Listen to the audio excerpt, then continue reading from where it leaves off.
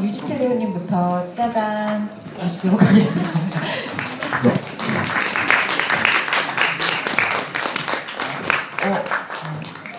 근데 사카모토 준지가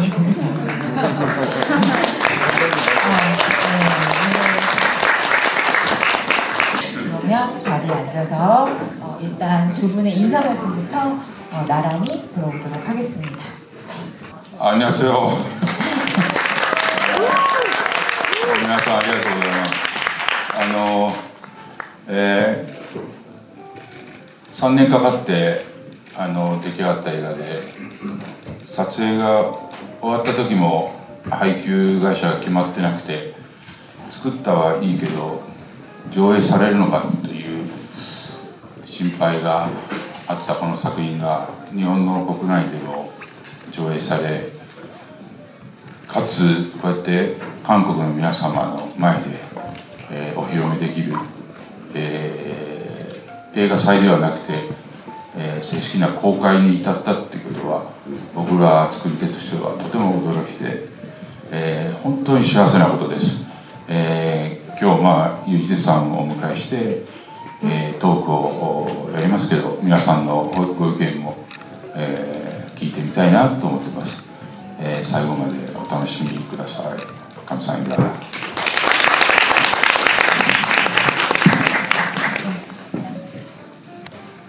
네, 정말 감사합니다. 이 영화는 3년에 걸쳐서 만들어진 영화입니다. 영화를 다 찍었을 때도 배급사가 아직 확정이 되지 않아서 만들긴 했는데 과연 상영을 할 수 있을까 굉장히 걱정을 했던 영화이기도 합니다. 하지만 이렇게 일본뿐만이 아니라 한국에서도 영화제가 아닌 정식 개봉으로 여러분 앞에 선보이게 되어서 정말 너무 영광스럽게 생각하고 만든 이로서 행복합니다.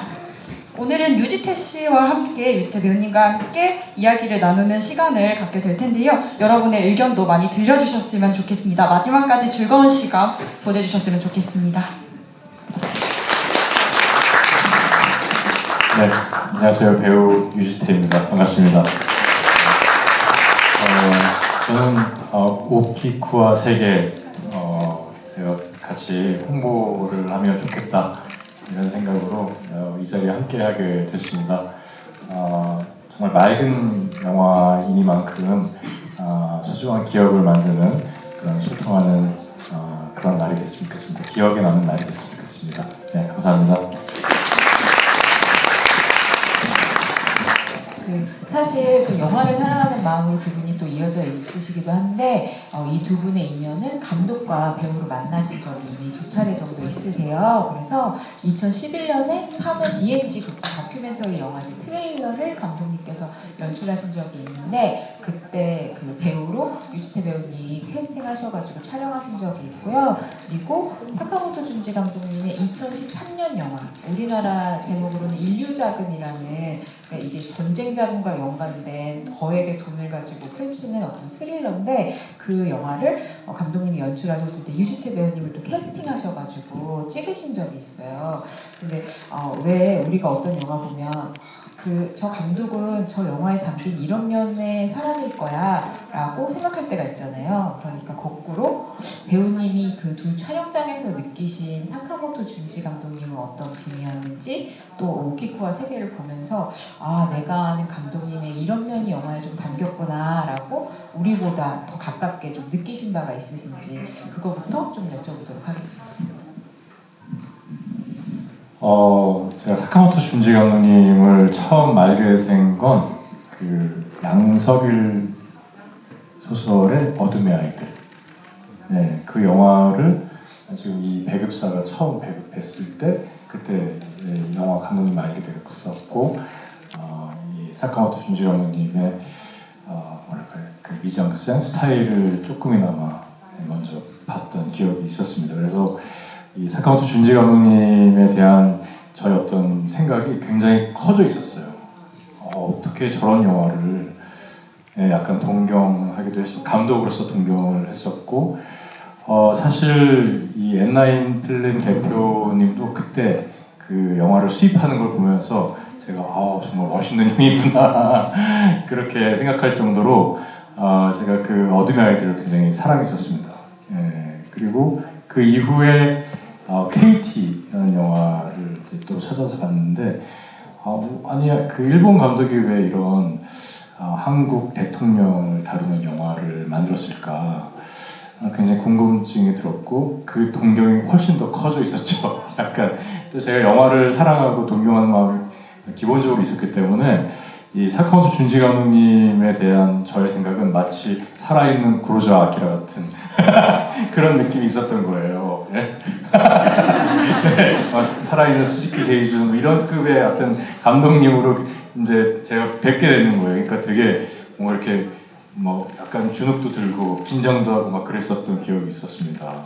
근데 그 DMZ 다큐멘터리 영화제 제가 부위원장을 잠깐 했었는데 그때 이 감독님 모시고 트레일러를 이제 만들자고 하셔가지고 그 당시 제가 프로듀싱을 했었고 이제 배우를 함께 했었는데 굉장히 영광스럽게 작업을 했던 기억이 있었고요.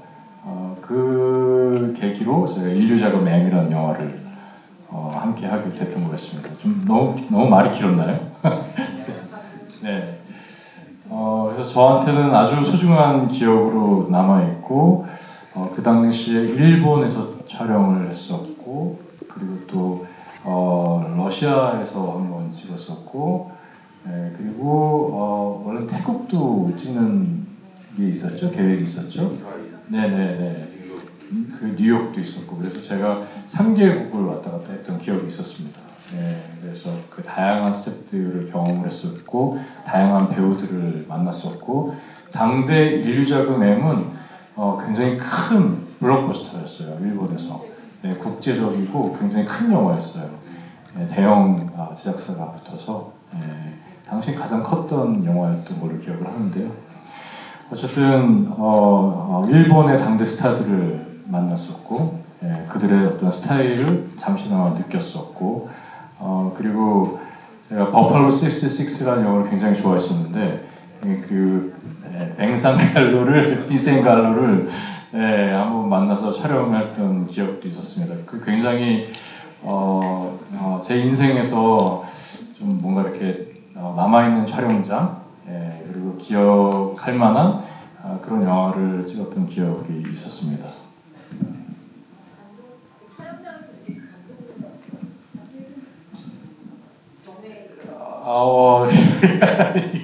예, 뭐 제가 이렇게 좋은 말 해야 되잖아요, 그죠? 감사합니다. 이 일본 영화가 저희 한국 영화도 그랬었지만 필름에서 디지털로 넘어가던 그 시대였어요. 예, 그래서 디지털을 찍는데도 불구하고 필름 영화를 찍는 듯한 느낌으로 촬영을 하셨습니다. 굉장히 또 이렇게 프로덕션을 굉장히 운영을 철저하게 하는 그런 특성들이 좀 있는데 그렇게 딱딱 카트 찍고 한 카트 찍고 이런 방식으로 영화를 찍었던 기억이 있었습니다. 요즘 그런 커트의 개념이 사라졌어요. 저희 지금 현장 우리가 보고 있는 즐기고 있는 OTT 시리즈물이라든지 일본 영화는 잘 모르겠습니다만 어쨌든 한국 영화는 그 어떤 커트의 어떤 그 미학이 점점 사라지고 있어요. 그냥 쭉 찍어가지고 이제 편집으로 승부를 걸어보자 이런 자극적이고 그리고 이렇게 즉흥적이고 어쨌든 그 영화는 컷과 컷이 붙었을 때 그 만들어진 어떤 그 연출이 굉장히 중요한 건데 근데 이 디지털 세대에서는 그런 걸 좀 느끼기가 좀 어렵죠. 근데 그 당시에 감독님은 그 영화 만드는 방식으로 촬영을 했던 기억이 있습니다. 막 색온도도 재고 막 이랬던 기억이 있어서 굉장히 옛날 생각도 좀 나고 당시에도 네, 예. 필름 영화 시대의 감성을 약간 철저하게 좀 가지고 계신 그런 감독님이시군요. 그럼 이제 이 영화는 어떻게 보면 그 사카모토 준지 감독님의 필모그래피 안에서도 좀 새롭게 시도되는 면들이 돋보이는 작품인데 이 영화가 어떻게 처음 태동이 됐는지 감독님이 오늘 인터뷰도 하신 날이라 수없이 말씀하셨을 것 같아서 제가 약간 요약해서 빨리 말씀드리도록 할게요. 그리고 질문 이어드리겠습니다. 이 오키쿠와 세계는 그 처음에 기획 자체가 환경 문제를 좀 주제로 100년 뒤 지구에 남기면 좋은 어떤 다양한 시대의 좋은 날 이런 모습들을 좀 영화로 담아보면 어떨까라고 생각한 기획한 좋은 날 프로젝트라는 이름의 프로젝트의 첫 번째 기획 작품이에요. 근데 이제 이거에 대해 제안을 그 하라다 미치오 프로듀서한테 받으시고 감독님이 그럼 무슨 내용의 영화를 만들면 좋을까 이렇게 고민하시다가 그 일본 에도 시대 사람들이 특히나 물건을 굉장히 아껴 쓰는 문화가 있었대요. 그래서 그랬구나 이거를 이제 이렇게 공부를 하게 되시고 또 그 순환 경제라고 하는 것에 보셨지만 분유업자가 얼마나 큰 역할을 했는지를 진짜 분유업자 없으면 그 시대 큰일 날 것 같잖아요. 그래서 이제 그거를 알게 되신 다음에 그렇다면 그 에도 시대 밑바닥 청춘들 얘기에 이런 주제를 좀 은유적으로 간접적으로 녹여보면 좋겠다 이렇게 생각을 하셔가지고 시나리오를 쓰셨다고 합니다. 근데 지금은 되게 이렇게 그거 자체가 하나의 이 영화의 묘미인데 장과 장으로 그래서 서장과 종장까지 전부 9가지 장으로 이렇게 이어지잖아요. 처음 구상하셨을 때만 해도 장의 구분이 없는 하나의 흐르는 장편 영화로 기획을 하셨는데요. 근데 그게 제작비가 장편이 처음에 안 모였던 거예요. 그래서 감독님께서 2020년쯤에 지금의 제7장 세계의 오키쿠에서 가장 아름다운 장면 중 하나죠. 그 오키쿠하고 츄지가 눈 내리는 그 속에서 그 마음과 몸짓으로 서로에 대한 마음을 얘기하는 그 장면 있죠. 그 장면부터 일단 15분 정도의 단편으로 일단 완성을 하셨대요. 근데 그 뒤로도 이제 자금이 많이 모이지 않아서 이듬해 2021년에 지금의 제6장 그리고 배는 간다에 해당하는 부분인데 야스케하고 츄지가 강을 건넌 뒤에 약간 옥신각신 하다가 다시 이렇게 사이좋게 가는 장면 있죠. 요거를 또 한 15분 정도 찍으신 다음에 이 두 가지를 계기로 해서 장편에 해당하는 돈을 모으신 거예요. 그래가지고 그렇다면 이미 찍어놓은 것들이 있으니까 그렇다면 지금과 같은 어떤 하나의 장이 마치 단편과 같은 그런 형식으로 이야기를 좀 확대해보자 이런 생각으로 시나리오를 좀 앞뒤로 새로 쓰셨다고 할까 하는 형식으로 시나리오를 쓰시고 그 다음에 영화를 완성하게 되셨다고 합니다. 그래서 저도 이제 이 얘기가 너무 흥미로웠거든요. 왜냐면 이 형식이 너무 아름다워서 처음부터 감독님 머리에서 천재적으로 이런 형식 이렇게 생각하신 줄 알았어요. 근데 이제 이런 사연을 듣고 나니까 그런 감독님이 처음에 그 장 부분 없이 찍으시려고 했던 어떤 영화의 내용과 지금이 약간 내용이나 형식적으로 가장 큰 차이 정도 얘기해 주신다면 어떤 게 있는지 좀 궁금하더라고요. 4年前に作った短編3年前に作った短編でこういう映画を作りたいということでお金を集められると思ってたんですけどそれは叶わなかったんで発表もしなかったんで結果その短編2つを盛り込んだ長編にしました。もしお金が集まっていれば同じテーマで同じ俳優で長編をまた新たにシナリオを書こうと思ってました。もしそのお金が集まって別の長編があったとすれば、この今の映画に含まれてない武家屋敷のお侍さんの家のトイレ事情とか将軍の家のトイレ事情とかあるいはその頃日本には鎖国をしていたんですがオランダ人とかポルトガル人の宣教師とか江戸の町にいて彼らがこの日本の糞尿のサイクルを見て驚きそれを記述で残してあるんですよね。だからもし別の長編があればポルトガル人とかオランダ人とか出てたかもしれないし、まあ言えば結末も少し変わったかもしれません。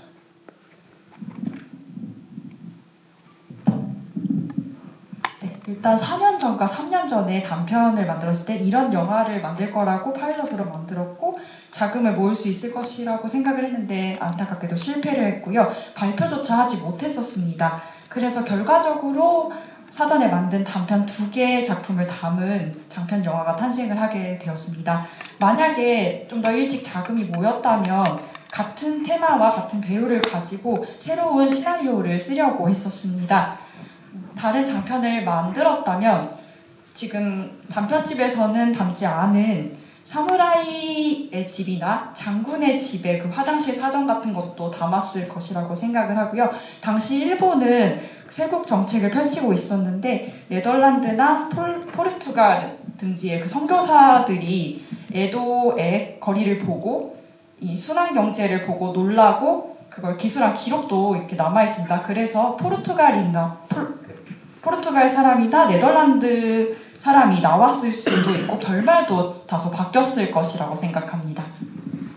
근데 보셔서 아시겠지만 저는 이 영화가 지금과 같은 형식으로 완성된 게 정말 더없이 반갑고 너무 아름답다고 생각하거든요. 근데 아마 많이 느끼셨을 텐데 제가 일본 문학을 잘 모르지만 저는 영화를 보면서 각 단편이라고 해도 손색이 없는 장과 장의 그 짧은 말, 근데 되게 모든 게 담겨 있는 것 같은, 함축적으로 담겨 있는 것 같은 장과 장이 이어지는 게 꼭 마치 하이쿠? 아주 아름다운 하이쿠 9편을 보는 것 같은 그런 느낌을 받았거든요. 근데 하이쿠도 잘은 모르는데 그 짧은 시 안에 계절의 아름다움, 인생을 관통하는 것 같은 깊이, 그리고 굉장히 구성진 재치나 해악 같은 게 다 들어있다고 그러더라고요. 그래서 아마 감독님께도 이런 연유에 의해서 만들어진 형식이긴 하지만 아마 이 형식으로 최종적으로 영화를 쓰고 연출하시면서 이렇게 만들어야겠다, 이런 묘미를 담아야겠다라고 고민하셨던 바도 있고,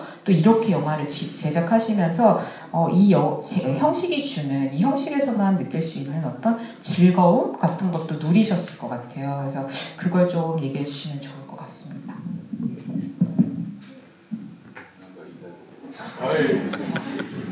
해주실 수 있으면 이거. もう短編から始まったんで、それを含めた長編にするときには短編集っていうか1話完結の短編をつないで長編にすると、こういう試み僕にとっては初めてだし、それしか方法がなかったっていうのがあるんですけど、それはそれで僕にとっても新鮮でした。で、短編って非常に難しくて、普段マラソンやってる人間が急に 100m 走れって言われてるようなもので、やっぱり長編を2時間のものを全体を通してイメージしながら撮るのと、短い、1話完結のものを撮るっていうのは多分何かしらものの考え方も変えなきゃいけないし、起承転結のあり方も変えなきゃいけないんで、これはこれで長編を何度も経験してきたからといって短編がうまくいくとは短編もうまくいくっていうことはあんまりないと思ってるんですね。だからこそ自分が試されてると思って楽しみながら間違いのないようにしました。とにかくクライマックスを先に取っちゃったんで、それを遡って例えばお菊が喉を切られる前を後から考えてるわけですね。どういうシチュエーションで声が出なくなったかとか、こうやって逆算して物語を考えるっていうのは、これは非常になんかもう状況がそうさせない限りは自分からは絶対発想しないものづくりだったんですね。 일단 하나의 장편이 아니라 단편이 여러 개 연결되어 있는 하나의 단편이 계속돼서 완결이 되는 작품이 모인 단편집 형식을 취한 건 저로서도 처음이었습니다. 왜냐하면 이게 유일하게 만들 수 있는 방법이었기 때문입니다. 저에게도 굉장히 신선했고요. 예를 들어서 계속해서 마라톤을 뛰는 사람이 100m 단거리 달리기를 해보게 된다면 어떤지 생각해 보시면 잘 알 수 있을 것입니다. 장편을 만들 경우에는 모든 것을 구상해 놓지만 단편은 짧은 일화를 완결시켜야만 합니다. 그래서 사고 방식도 바꿔야 되고요. 기승전결도 바꿔야 하는 그런 어려움이 있었습니다. 그래서 장편을 여러 번 경험했다고 해서 단편을 잘 만들 수 있으리라고는 확신할 수 없었습니다. 저 역시 시험에 들면서 틀리지 않도록 주의를 했고요. 클라이맥스를 처음에 만들었기 때문에 시간을 거슬러 올라가는 형식으로 만들게 된 영화입니다. 이 장편과 단편의 묘미가 다르다는 얘기가 되게 인상적이네요. 네. 또 예시를 하나 드셨는데요. 오키쿠가 목소리를 잃기 전의 상황을 역산해서 이야기를 생각해야만 했었고 상황이 그렇게 만들지 않았다면 저로서는 이런 방법은 전혀 생각하지 못했던 방법일 것입니다. 저는 그래서 이 영화가 감독님의 새로운 시도와 즐거움 속에 탄생을 했는데 그 결과 시적인 정치가 느껴진다라는 말을 유감없이 쓸 수 있는 작품이 됐다고 생각하거든요. 그리고 그걸 느끼는 거야말로 이 영화를 즐기는 방법이라고 생각하는데 유지태 배우님께서는 또 감독이시기도 하고 하니까 이 영화의 시적인 정치 같은 걸 또 어떻게 느끼셨는지. 그래서 이제 저는 말이죠. 이게 영화는 영화 언어라는 게 있다고 생각해요. 네. 그래서 영화에서 좀 시적인 형태로 다루는 우리가 이제 즐겨 사용하는 그 시라는 그 말이 약간 좀 모호하다고 생각합니다, 사실은. 네.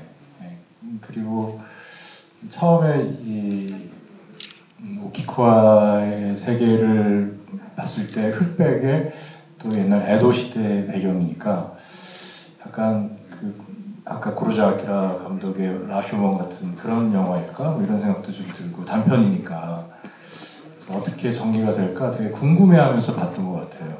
예, 그리고 어떤 제가 느끼기에는 이 영화가 직설적으로 얘기를 하기보다는 이 노장 감독이 갖고 있는 이 시야로 삶을 관통하면서 운유적인 표현을 좀 하려고 하지 않았나.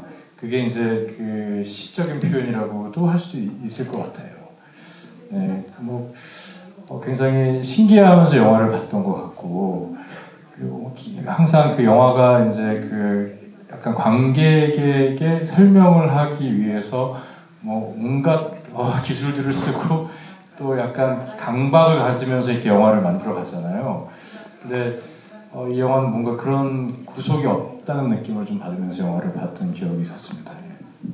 저도 비슷하게 느꼈는데 이 영화는 쭉 되게 설명을 이어가는 영화라기보다 오히려 장과장이 끊어지는 순간에 되게 우리가 그 장면 순간의 함축적인 어떤 의미나 감정들을 되게 이렇게 아주 아름다운 쉼표의 순간 그윽하게 느낄 수 있게 만드는 그런 묘미가 있다고 할까? 그래서 그런 맛이 있다. 되게 좋다. 이렇게 생각하면서 봤던 생각이 듭니다. 이어서 그럼 배우님께 이거 여쭤보고 싶은데 사실 우리가 아니고 아마 저 시대를 우리보다 잘 알고 있는 일본인들이 봤을 때도 이 영화가 더 색다르게 다가오는 면이 있었을 것 같은데 그래서 일본에서도 이 영화에 대한 평가가 높다는 거 다 알고 계실 거예요. 근데 그 중에 이제 오다기리조 감독님하고 당연히 작업을 했던 배우이기도 한데 오다기리조는 이 영화에 눈 내리는 장면이 진짜 너무너무 아름답다고 이렇게 꼽기도 했었거든요. 근데 이 영화 진짜 그 장면이 너무 아름답잖아요. 그래서 배우님한테는 영화를 다 보고 나서 가장 좀 기억에 남는 아름답게 기억되는 그런 장면이나 순간이 어떤 거였는지 궁금합니다. 그 질문하고 약간 벗어나는 얘기가 될 수도 있겠는데요. 좋습니다. 네. 이제 이 영화를 보면서 가장 강렬하게 생각했던 건 영화를 느끼게 만드는구나. 네, 이런 생각을 하게 됐어요. 어느 순간 한국 영화는 계속 설명하기 급급했거든요. 이제 멀티플렉스가 되면서 뭔가 관객을 끌어들여야 되고 자극을 줘야 되고 그 자극을 주기 위해서는 뭔가 이렇게 장치를 만들어야 되고 막 대형 막 뭔가 사건이 있어야 되고 그러다 보니까 뭐 제가 주로 그런 역할들을 좀 많이 맡았던 것 같은데 설명 대사를 많이 하게 되고 네 그랬던 것 같아요. 근데 예전 영화들 이제 기억해 보면 사실 그 장면 참 아름다웠지. 그래 그 장면 보면서 그래 삶이 이렇게 아름다웠어. 뭐 혹은 슬프다. 뭐 혹은 저 사람 신경이 저랬을 거야 하고 느꼈거든요. 그 느낌이라는 걸 다시 한번 생각하게 만드는 모처럼만의 영화가 아니었나 이런 생각이 들었었고요. 네 그리고 질문이 뭐였죠? 아니 제가 얘기한 건 너무 단편적이었던 것 같아요. 순간, 장면 이런 거 여쭤봤는데 네. 전체적인 어떤 네, 그거죠. 그 순간 어떤 느낌이었냐. 저는 사실 이게 제일 좋았어요.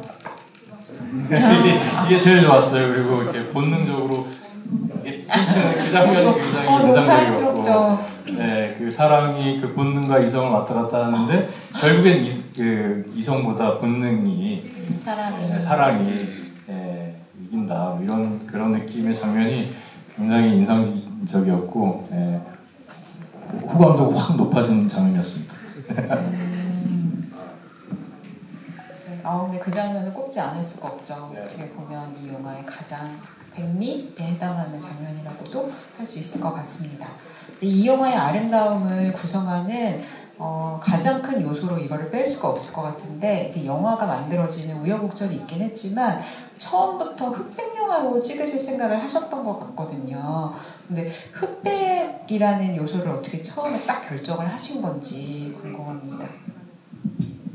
撮りたいって思ってはいるんですけど、なかなかそのモノクロームっていうそのこと自身が何かこうチープに思われるのか古臭いと思われるのか、なかなかそういう企画が通らないわけですね。でも今回はルイさんの原田光雄が自分のお金でやり始めた自主映画だったから、誰か偉い人に何か言われることなんかないんで、じゃあ今回モノクロームで撮るチャンスだと思いました。でやっぱりモノクロームの魅力っていうのは色の情報がない分光と影だけで表現するわけですね。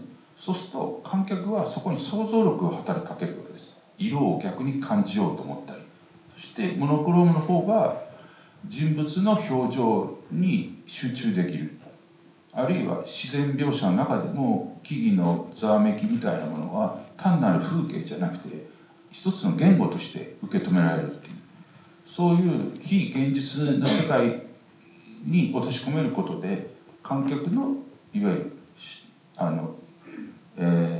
想像力をに期待できるし、それに期待したいと思ってモノクロームにしました。でモノクロームに行くよってスタッフに言って準備中に小道具さんがうんちを作ってます。その出来上がりをスタッフで見に行った時にあまりに質感が本物だったので、その場で僕はその時に初めてモノクロームにしてよかったなって思った、そういう順序ですね。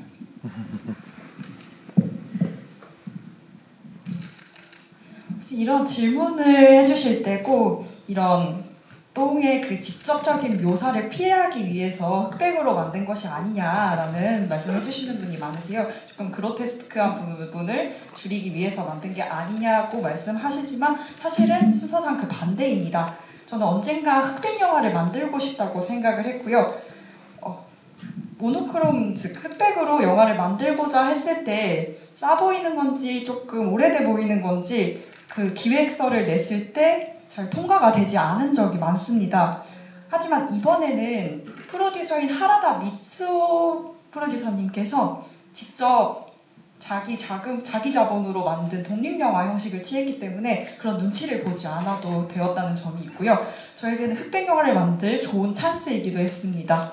이 흑백의 매력은요, 색 정보가 없기 때문에 오롯이 빛과 어둠으로 표현이 된다는 그런 매력이 있고요. 관객분들의 상상력이 발휘가 돼서 오히려 색을 느끼게 느끼려 하시는 그런 부분들이 있습니다. 또한 배우들의 표정에도 조금 더 집중이 되는 이점도 있습니다. 그리고 자연 묘사 역시도 언어로서 작용하는 부분이 있는 것 같아요. 단순히 나무가 흔들리는 것이 아니라 언어 묘사로 표현이 되고 비현실적인 세계에 빠지면서 관객들이 상상력이 더 풍부해지고 그것에 기대하고 관객분들이 그렇게 기대해 주셨으면 하는 바람도 있었습니다.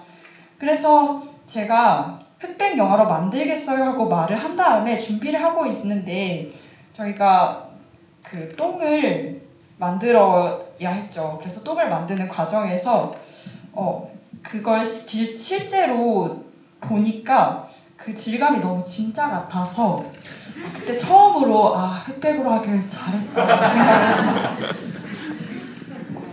근데 흑백 영화의 매력에 대해서 너무 잘 설명해 주신 것 같아요. 그죠?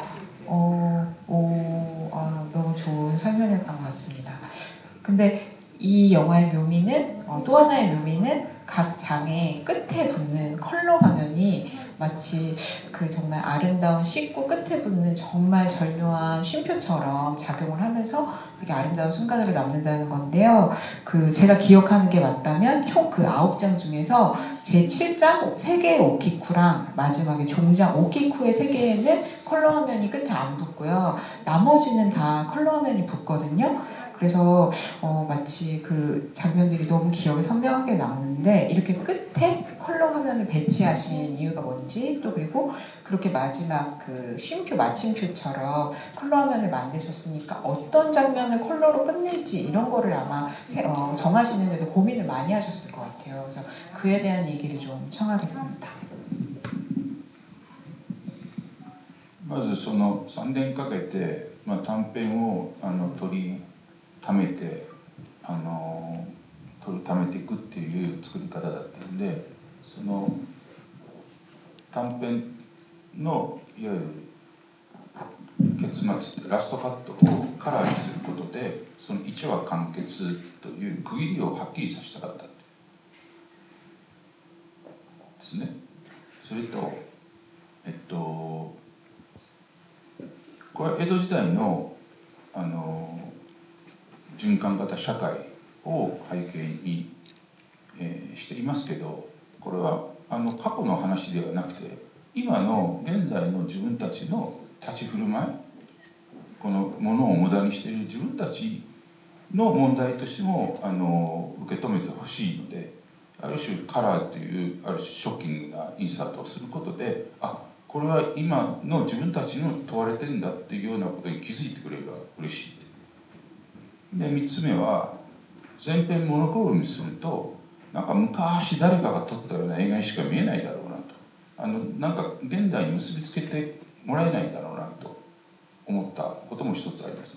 だから一度全部モノクロームにして試してみたんですけど、やっぱり昔々誰かが作った過去の作品にしか見えなかったんで、それは僕らの意図とは違うなと思いました。まさかうんちまでカラーにするとは思ってなかったんですけど、でかつその短編の最後カラーにするっていうルールをもう途中からやめました。おっしゃるように雪のシーンの抱き合うところの実はラストカットがカラーなんですね。そのルールから言うと短編の最後なんで。でも圧倒的に雪のシーンはそのモノクロームの方が美しかったんです。でそこからもうそういう、ルーティンみたいなことはもうやめようと。そこから以降はもうカラーを挟まないって決めたんですね。それはもう雪の場面の美しさを持ってもうそういうルールは一旦忘れようって。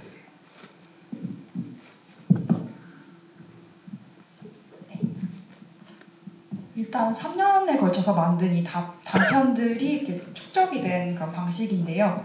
단편의 그 마지막 끝을 확실히 컬러로 만들면서 한 장이 끝났다라는 구획을 명확히 하기 위해서 그런 구성을 사용하게 되었습니다. 그리고 두 번째로는 에도 시대의 순환 사회를 배경으로 하지만 이것은 비단 과거의 이야기가 아니라 현재 우리들에게도 해당되는 그런 문제로서 인식을 해줬으면 좋겠다라는 마음으로 컬러를 인서트로 사용을 하게 되었습니다. 그렇게 깨달아 주셨으면 좋겠고요. 그리고 세 번째로는 전부 흑백으로 만들게 되면 누군가 옛날에 찍은 영화 같이 보여서 도무지 이렇게 현대 영화로서 이렇게 결부지을 수가 없을 것 같다는 생각이 들었습니다. 일단 전부 흑백으로도 제가 시험을 해봤는데요. 옛날에 누가 만든 작품처럼 보여가지고 아 이건 아니다 싶어가지고 다시 컬러를 생겼고 컬러로 생성이 되었고 제가 똥까지 컬러로 만들이라고는 생각을 못했었는데 그렇게 되었습니다. 그리고 계속해서 이렇게 하나의 규율처럼 마지막 부분에 컬러를 삽입을 했는데요. 말씀하셨듯이 7장에서는 슈지와 오키쿠가 같이 끌어안는 신에서는 압도적으로 흑백으로 만들었을 때 아름다웠기 때문에 그 규율을 조금 파기를 했습니다. 그래서 이 눈의 아름다움은 흑백으로 느껴주셨으면 좋겠었고 7장, 8장 그리고 종장에서는 그게 나오지 않게 되었습니다. 네. 그럼 이제 저는 캐릭터 얘기, 이 청춘들과 그들을 둘러싼 주변 인물들에 대해서 얘기를 좀 해보려고 그러는데요. 그 영화에 나오는 뭐 오키쿠, 야스케, 추지, 그리고 오키쿠의 아버지인 겐베이, 그리고 이웃집 옥수인 이름이 딱히 나오는 것 같진 않고 그래서 요 5인물 정도가 좀 기억을 해볼 수 있는 것 같아요.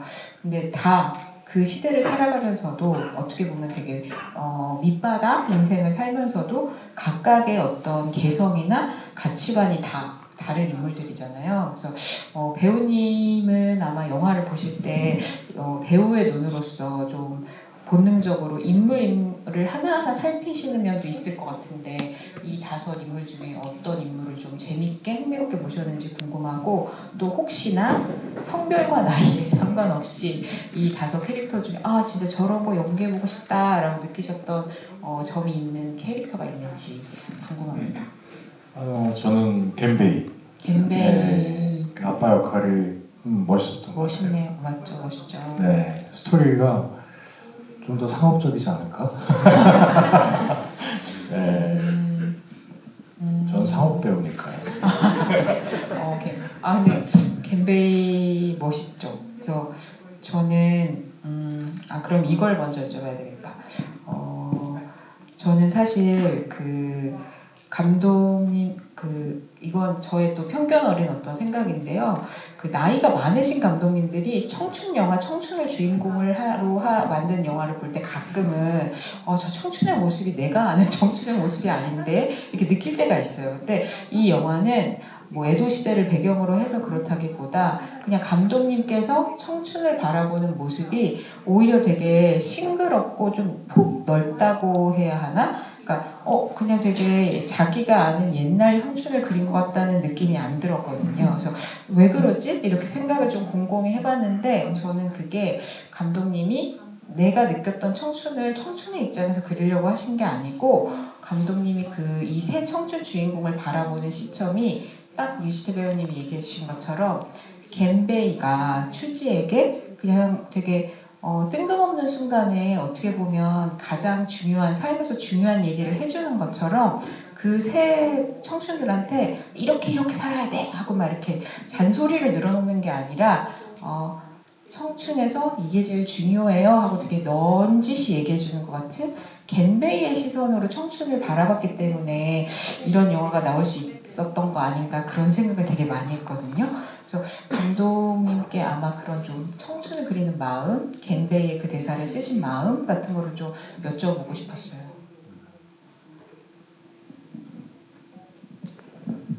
뭐本来は僕は青春とか描くのは下手です。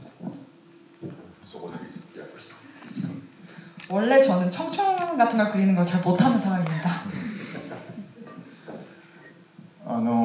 そうですね。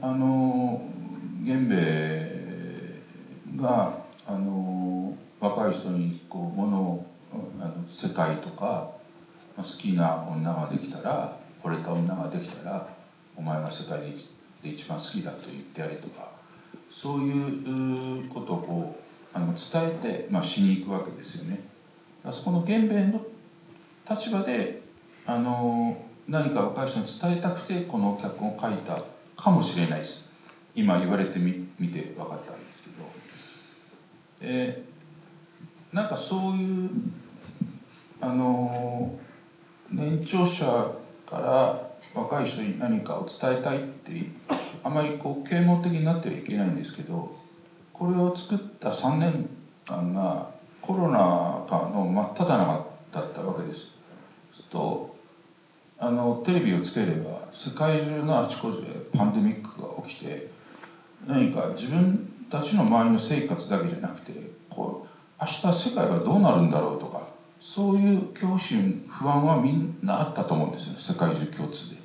その時期に撮ってるからこそ世界というワードを盛り込んだし、かつ僕の映画のラストは絶望で終わったり人が死んで終わることが多いんですけど、今回は爽やかに終わりたいという思いがありました。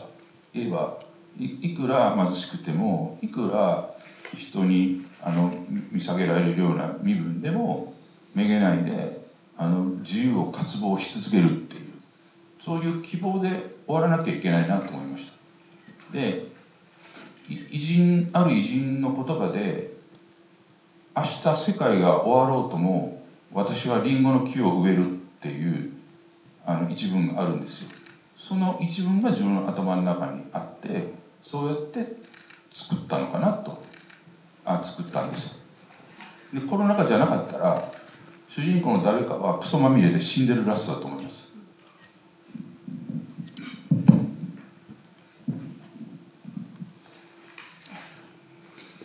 일단 겐베이라는 인물이 젊은 주지에게 세계라는 말을 쓰거나 좋아하는 여성이 생기면 세계에서 너가 가장 좋다라고 이렇게 말하고 죽으러 가는 그런 장면이 있었죠. 겐베이 입장에서 저도 말을 하고 싶었을지도 모르겠다는 생각이 듭니다. 지금 말씀을 해주셔가지고 처음으로 그걸 깨달았고요. 연장자의 입장에서 그 젊은이들에게 말을 하고 싶은 부분도 있겠지만, 제가 이 촬영을 한 시기, 이 3년간은 코로나가 한창이었던 시기였습니다. TV를 틀면 세계에는 팬데믹으로 어수선한 시기였고, 내일이 당장 어떻게 될지 모르는 공포와 불안이 세계 공통적으로 만연해 있는 그런 시기였습니다. 그래서 그 시기에 찍었기 때문에 세계라는 그 단어에 주목을 할 수도 있었고요. 마지막이 제가 원래 영화를 만들 때 라스트에 절망적인 결말을 내거나 누군가 인물이 죽거나 하는 그런 결말을 많이 만들었었습니다. 하지만 코로나 시기였기 때문에 결말만큼은 이 영화는 산뜻하게 끝내고 싶다라는 생각을 가지고 있었고요. 아무리 가난하고 무시를 당할지라도 자유를 갈망하는 그런 결말을 내고 싶다는 생각이 들었습니다. 어떤 위인이 말씀을 하셨죠. 내일 세계가 멸망할지라도 나는 사과나무 한 그루를 심고 싶다. 그 말을 떠올리면서 이 영화를 만들었고요. 만약에 코로나 시기가 아니었더라면 누군가 인물 중 한 명이 그 똥에 빠져가지고 헤엄치면서 죽는 그런 결말이 됐을 것 같습니다. 네, 코로나를 지나면서 오히려 삶을 긍정하는 영화를 만들게 되셨다는 것 자체가 너무 아름답네요. 그럼 이어서 이거 여쭤봐도 돼요? 근데 저는 이게 궁금했는데, 그 일본어 제목은 이게 오키쿠노 세카이라고 해가지고 오키쿠의 세계잖아요. 근데 예를 들면 야스케, 추지, 이 오키쿠까지 어떻게 보면 인생에서 진짜 큰 변화를 똑같이 겪는 거라고 할 수 있는데, 왜 그 세 청춘 중에서도 제목을 오키쿠의 세계라고 지으셨어요? 야스케랑 추지가 좀 서운해할 것 같아서.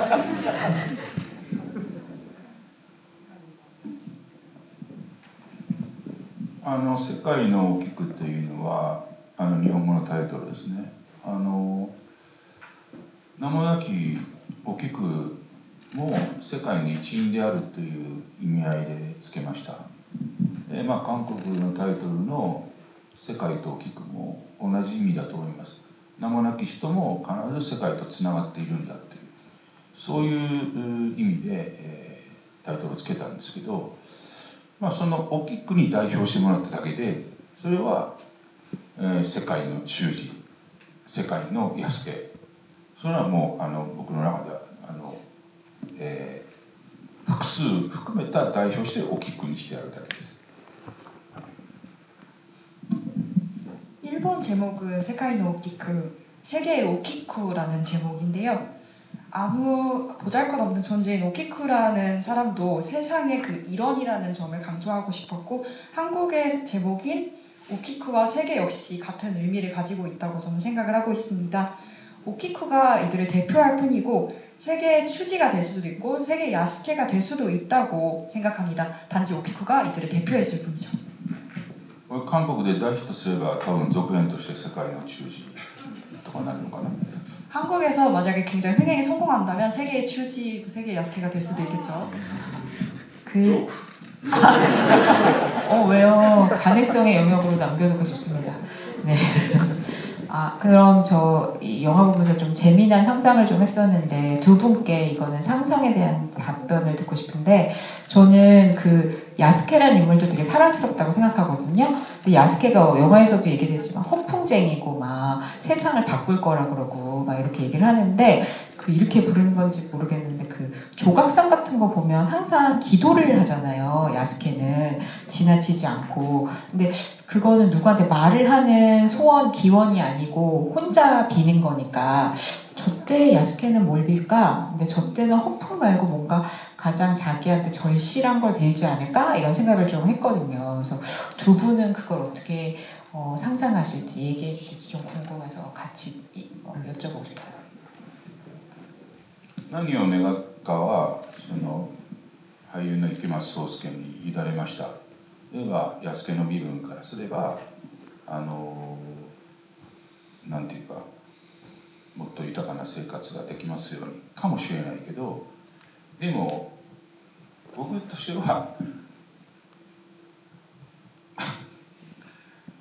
世界平和 일단 무얼 빌지는 이케마츠 소스케 배우님께 전부 맡겼고요. 네.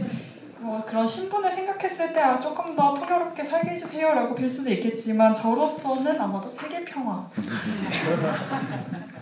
彼はこの下越谷っていうその糞尿の汲み取りをする役をしつつ、片やで皆さん分かってらっしゃいますかね、新仮面ライダーという映画も並行してやってたんです。でその池松壮亮にそのこっち糞尿運ぶ役をやりつつ仮面ライダーという全く違う役をやるのはしんどくないかいって聞いたんです。そこまで。 일단 이 야스케라는 분유업자 역할을 이케마츠 배우님이 맡으면서 동시에 가면라이더라는 영화 혹시 아시나요? 신 가면라이더라는 영화를 병행해서 촬영을 진행했습니다. 그래가지고 이케마츠 배우님께 이 분유업자 역할을 하면서 가면라이더를 하는 게 굉장히 힘들지 않냐라는 질문을 던졌습니다. そうすると池松壮亮はこう答えました。2つの役を同時にやるのは違和感が全くないです。なぜならこの2つの役と役ですからって。 그래서 이케마츠 소스케 배우님의 답변이 있습니다. 두 가지를 동시에 작업을 하는 게 전혀 위화감이 없어요 라고 말씀을 하셨고, 왜냐하면 두 가지 역할 모두 세상을 구하는 역할이기 때문입니다.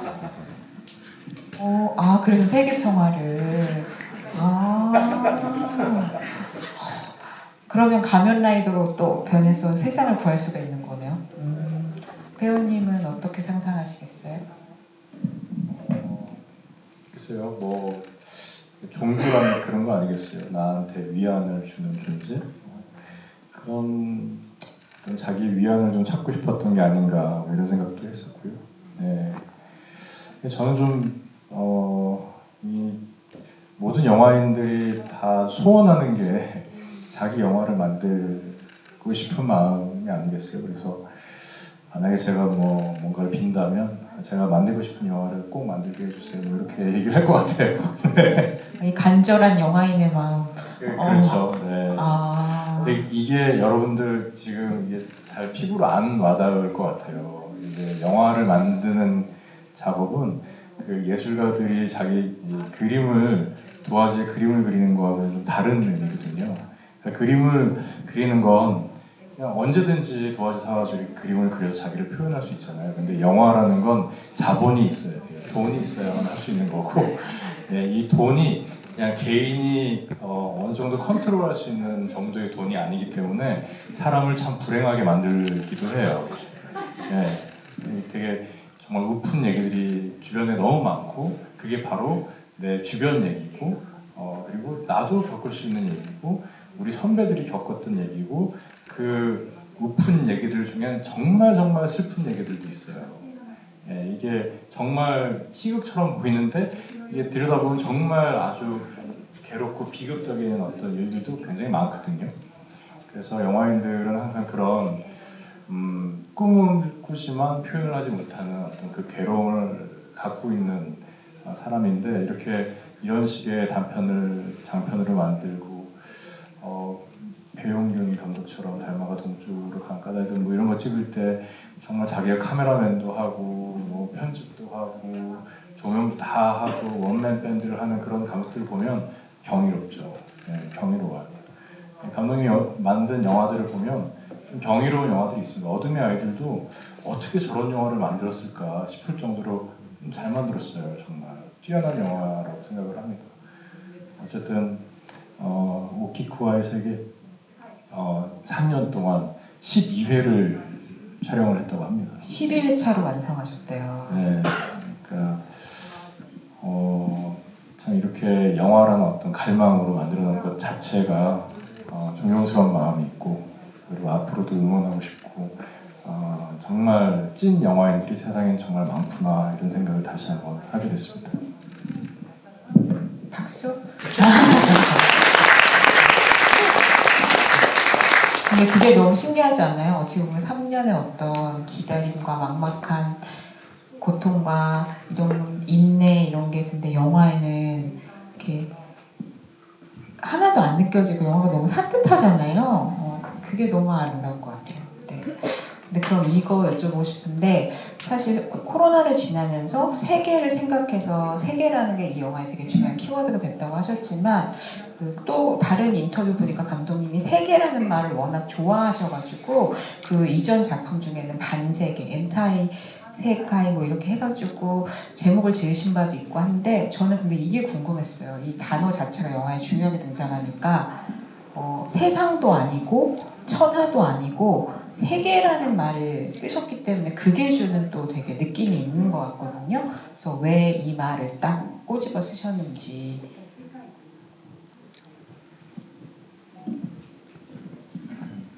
おっしゃる通り世界というのを映画の題名に含んだら今回で2回目で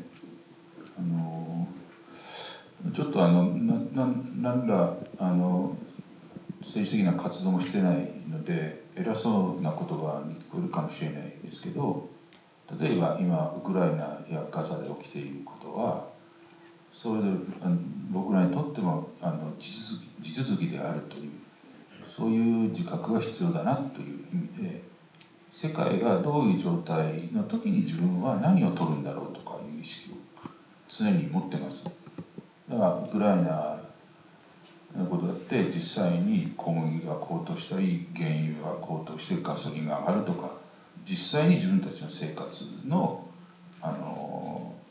にも直結した出来事であるしある種、今こうやってる時間に世界では何が起きてるんだろうとかでどうすることもできないんですそれを意識するっていうことは作り手にとって非常に大事だなっていうだから世の中とか世間とかじゃなくて僕にとってはやっぱりどんな小さな映画撮ろうが世界というものを意識しながらやってるつもりです。かなり偉そうでごめんなさい미안합니다.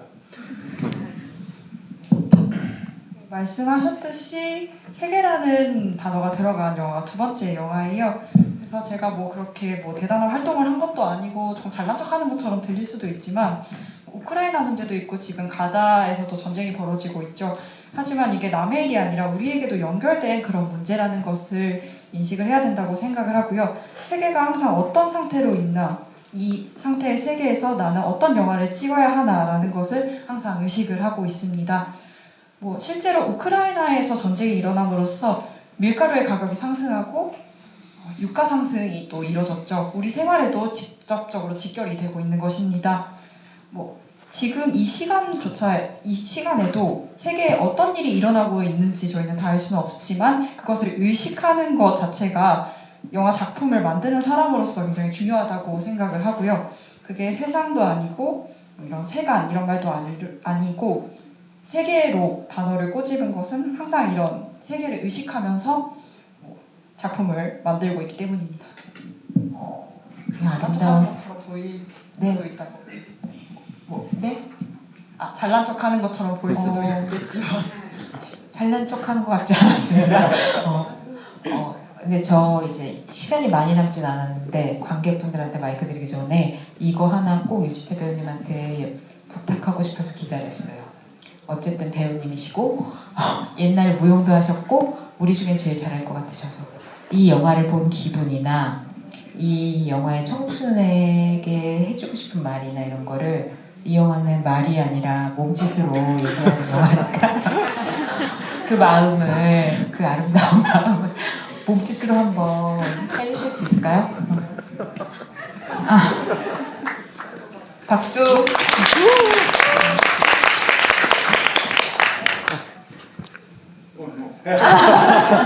감독님한테 보내는 마음을 보시면서 하셔도 되고.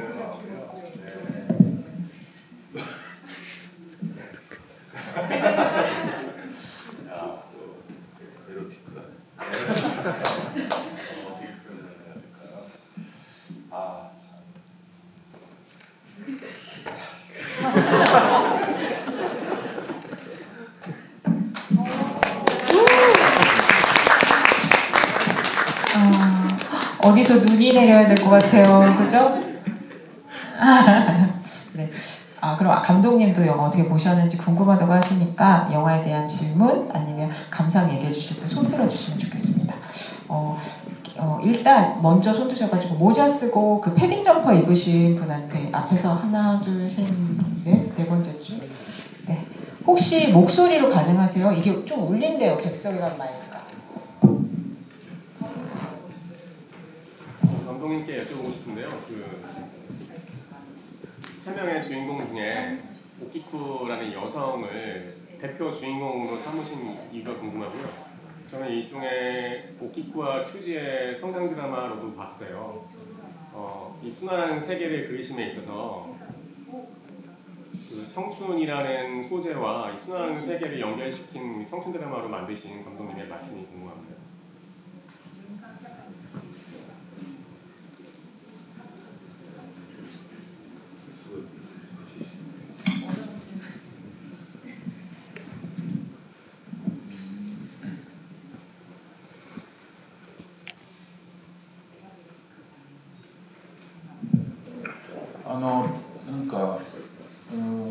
まずなんか意味があってそうしたっていうよりやっぱり自分で脚本を書くときになんかこう想像する登場人物あるいはその人物のキャラクターとかなんか考えながらものづくりをする脚本作りをするんですけどもうその時に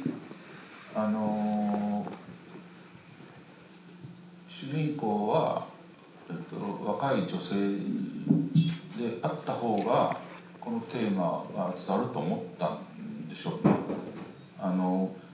下声飼いを主人公にするって発想は、簡単にはできたんですけどそうじゃなくてその下声の汚れた仕事をする人をどういうふうに他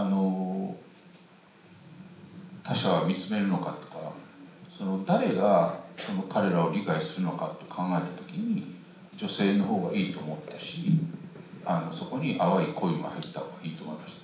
要するに、身分の差とかそういうものを乗り越えるというような階級の差を乗り越えるっていうようなストーリーにしたいと思ってたからです。あんまりうまくいなかったんで。 일단 특히 뭐 특별한 의미가 있었어라기보다는 각본을 쓸 때 인물들을 상상하면서 각본을 쓰게 됩니다. 그래서 캐릭터를 상상하고 만들었을 때 주인공은 젊은 여성으로 하는 편이 이 테마가 조금 더 잘 전달이 되겠다라는 생각을 했습니다. 분유업자를 주인공으로 세우는 발상은 쉽게 가능하긴 했지만 그 더러운 일을 하고 있는 그 사람을 타인이 어떻게 보는가를 조금 주목을 하게 됐고요. 누가 그들을 이해하기 위해서는 여성인 편이 좋겠다라는 생각에 이르렀습니다. 그래서 거기에 그 엷은 사랑이라는 요소도 조금 들어가면 더 재미가 있을 것이라고 생각을 했고요. 신분 격차를 뛰어넘는, 계급 차이를 뛰어넘는 그런 이야기를 그리고 싶었습니다. 청춘 드라마와 성장을 이어서 엮으신 이유를 여쭤보신 것 같아요. 그죠? 청춘 드라마와 성장 드라마를 함께 엮으신 이유를 물어보신 것 같은데 아닌가요? 아, 순환 사회와 청춘 드라마를 엮으신 이유를 죄송해요. 네.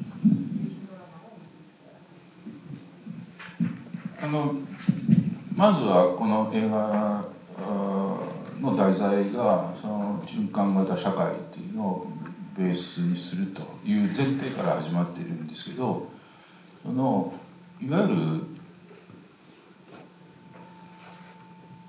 る、そこからそのある種啓蒙的にものを大事にしましょうとか、あらゆるものをリサイクルして再利用しましょうとか、そういうメッセージが前に出るではなくて、そのベースにあるその循環型社会を用いて、やっぱりあの時代の若者たちの生き方とか、あるいは障害を受けて声を失ったからこそ気づいたことがあって、その気づいたことが階級差を埋めることになって恋が成就するみたいな、やっぱり人のドラマにしていかなきゃいけないんで、なんかそのテーマが前に出るとこの映画は単なる教育映画になるなと思ったんです。 네, 이 영화는 우선 순환 경제를 전제로 만들어진 영화입니다. 그래서 계몽적으로 뭐 이런 활동을 하자, 재사용하고 환경적인 활동을 하자라는 것을 전면에 내세울 수도 있지만 그러고 싶지 않았습니다. 그 순환 경제를 베이스로 깔고 그걸 이용해서 그 시대의 젊은이들을 보여주고 목소리를 잃음으로써 어떠한 깨달음을 오키쿠라는 인물이 얻게 되고 계급차를 메워서 사랑으로 이어지는 휴먼 드라마를 그리고 싶었고요. 그 테마를 너무 전면적으로, 환경에 대한 테마를 전면적으로 내세우게 되면 단순히 교육 영화에 지나지 않나라는 생각을 했습니다. 네. 지금 질문하신 분들한테는 포스터 드리고 있는데 사실 시간이 많이 남지가 않아서 질문 2개 정도 더 봐요. 20분에 끝내야 된다고. 그래서 질문 하나만 더 받으라고 저한테 수신호가 막 와요. 네. 그럼 배우님이 영광에 한번 골라주세요. 어려운 일을 제가 잡고. 배우님이 한번 골라주세요.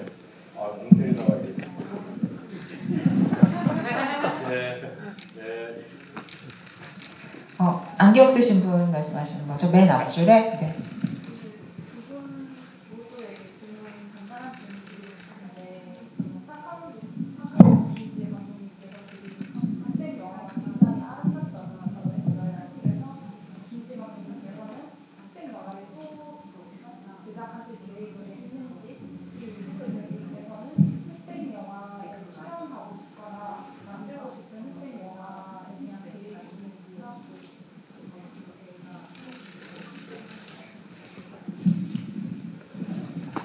またモノクロームの作品を、作られますかという質問で、やっぱり今回初めてやってみて、先ほど言いましたようにやっぱり観客の想像力をかきたてる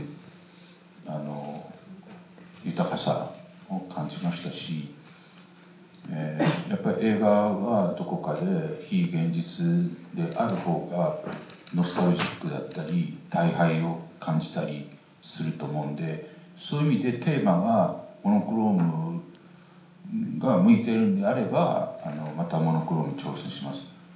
でそれが昔話じゃなくて、今回江戸の話じゃなくて現代劇でまたモノクロームに挑戦したいなとは思ってます。 이 이번 작품이 흑백 작품으로서 첫 번째 도전이 된 작품이었는데요. 역시 흑백으로 만들다 보니까 관객분들의 상상력을 부추기고 조금 더 풍요로워지는 그런 감정을 많이 느꼈습니다. 역시 영화라는 것은 조금 더 비현실적인 요소가 들어가야 어떤 향수나 많은 감정들을 느낄 수 있다고 생각을 했고요. 그 주제만 맞는다면 또다시 흑백 영화에 도전을 하고 싶습니다. 이번에는 옛날 이야기가 아니라 에도시대 이야기가 아니라 현대급 흑백 영화를 도전해보고 싶다는 생각하고 있습니다. 아주 멋있겠는데요. 네, 네 기대가 됩니다. 네, 현대극의 흑백 영화의 주인공인 유지태가 되는 네, 순간 상상해봤습니다. 네.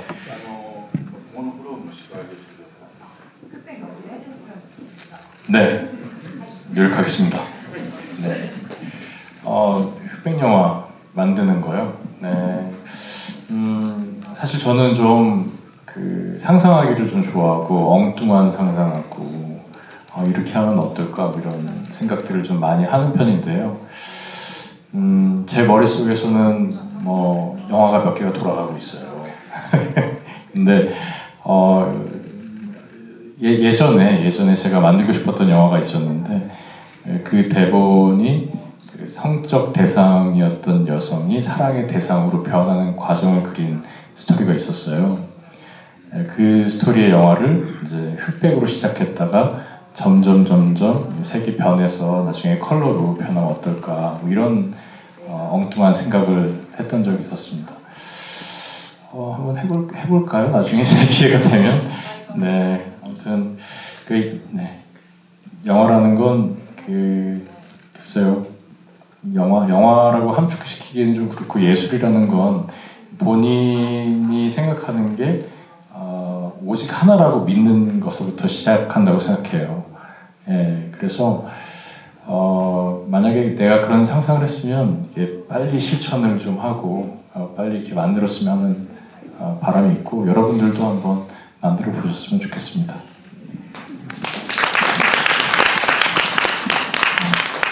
네, 너무 죄송해요. 다 자꾸 손 들어주시는데 이게 안 돼가지고, 그죠? 네, 그러면 마지막으로. 네, 그러면 이렇게 할까요? 일단 끝내야 되는 시간이 있다고 그래가지고 마지막 인사 말씀은 두 분의 인사 말씀 들어야 될 것 같고요. 그리고 혹시 괜찮으시면 오늘을 같이 기념하기 위해서 감독님, 배우님 같이 여기 앞에 자리하셔가지고 사진을 전부 찍어서 나중에 좀 인스타 같은데 같이 공유하실 수 있게 올려도 될까요? 네, 그러면 일단 마지막 말씀부터 인사 말씀부터 청하고. 네, 그 감독님께서 아까 시작 전에도 꼭 하고 싶다고 말씀하셨는데 이 영화에 제안을 해주시고 태동의 큰 역할을 해주신 하라나 프로듀서님도 이 자리에 와 계시거든요. 직접 소개를 해주시고 싶으시다고 앞으로 나오시라고. 하라나 미츠오 프로듀서님이시고 이 영화에서 미술감독, 원래 미술감독이시거든요. 네, 미술까지 같이 하셨습니다. 네. 今日はですね、ありがとうございます、実はこの映画は本当にいろんな方々が助けていただいて完成した映画です。国内でも上映も決まってなかったのに、本当にいろんな方々の協力があって公開でき、そして、驚くことにいろいろ賞をいただき、そして、今回まさか韓国でこうやって上映できることにもなるとは、夢にも思ってませんでした、昨夜はポン・ジュノ監督ともイベントをやらせていただいて、今夜は UGC と、こういった素晴らしい会を、本当にありがたいと思います。配給会社の三人代表と、副社長の樹肥副社長に、あと関係者の皆様に、本当に感謝したいと思います。ありがとうございました。 오늘은 이렇게 영화 봐주셔서 그리고 이야기를 나눠주셔서 정말 감사합니다. 이 영화는 많은 분들의 협력하에 완성이 된 그런 영화입니다. 일본에서 이게 상영이 될지 안 될지도 모르는 상황 속에서 많은 분들이 정말 도와주셨고 협력을 해주신 덕에 영화가 만들어질 수 있었고 정말 너무 좋은 일로 상도 받고 설마 한국에서도 개봉을 하게 될지 몰랐는데 이렇게 개봉을 하게 돼서 매우 기쁩니다. 어제는 봉준호 감독님과 또 이야기를 나눌 수 있는 시간이 있었고요. 오늘은 유지태 배우님과 이런 시간을 또 가질 수 있어서 너무 감사드리는 바입니다. 그리고 배급사 아트나인 대표님 그리고 이사님, 관계자 여러분, 관객 여러분 모두 감사드립니다.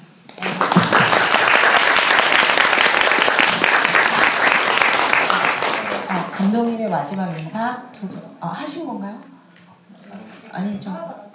네.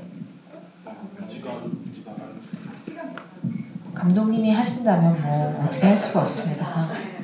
もう最後短く締めます。